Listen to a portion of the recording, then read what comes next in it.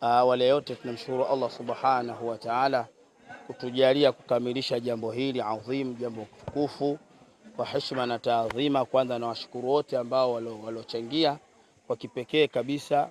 Bado salamu zangu nazipeleka kwa ndugu yangu Sheikh Hamisi Abdallah Ulega, waziri mkuu. Yeye ana mchango mkubwa sana kwangu katika majambo haya.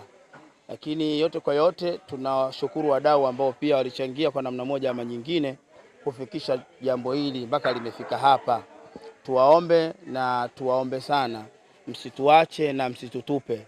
Bado tunahitaji kukisongeza mbele kitabu hichi cha Allah subhanahu wa ta'ala, na tukishika Qur'ani ndiyo tumeishika jamii.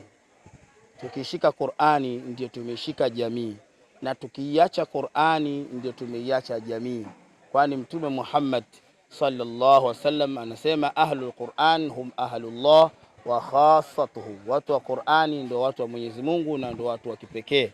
Serikali pamoja na watu wenye uwezo watudhamini sisi watu wa Vikindu, bado tuko chini katika upande wa uandaaji wa mashindano haya ya kata inshallah. Wabillahi tawfiki hadha, wassalamu alaikum warahmatullahi wabarakatuh.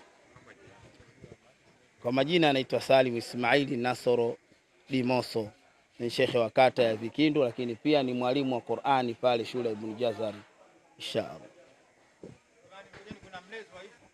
Wa rahmatullahi wa barakatuh. Tunamshukuru Mwenyezi Mungu kwenda kukutana hapa tukiwa na afya njema. Mimi kwa jina naitwa Bahati Ali Mawinga. Sisi ndo wakazi halisi wa kata ya Vikindu. Tukio hili la leo, mimi ni msimamizi wa taasisi na jamii za madrasa zinazofanya kazi